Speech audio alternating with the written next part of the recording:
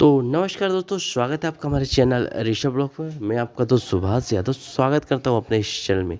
तो जी हाँ दोस्तों, आप इस वीडियो में जिस शख्स को देख रहे हैं वो और कोई नहीं, भोजपुरी के जाने माने कलाकार अरविंद कुमार अकेला उर्फ कलुआ है।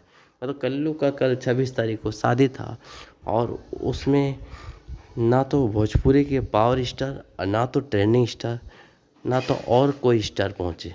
सिर्फ इस शादी में जुबली स्टार दिनेश लाल यादव ही दिखे और छोटे मोटे जो कलाकार है वही दिखे। तो इस तरह का भेदभाव आखिर क्यों होता है भोजपुरी इंडस्ट्री में, मुझे आज तक समझ में नहीं आया।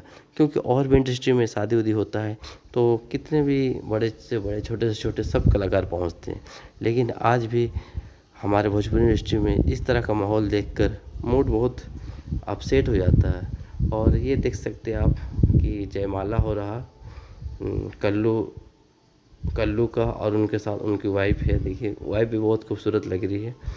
कोई आए चाहे ना आए, हमारे तरफ से तो कल्लू को विवाहित जीवन का हार्दिक शुभकामना।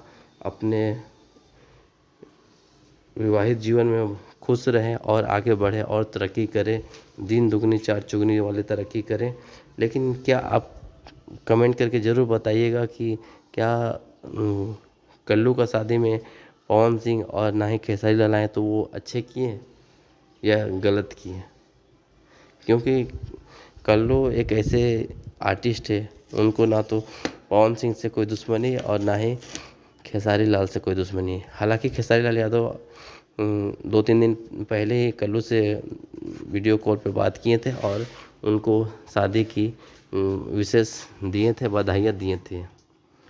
आप क्या कहना चाहते हैं प्लीज़ कमेंट करके ज़रूर बताइएगा। वीडियो अच्छा लगे तो चैनल को हमारा सब्सक्राइब और वीडियो को ज़्यादा से ज़्यादा शेयर करिएगा ताकि और लोगों तक पहुंच सके। मिलते हैं अगले वीडियो में, तब तक के लिए याद दीजिए। जय हिंद, जय बिहार, जय भोजपुरी।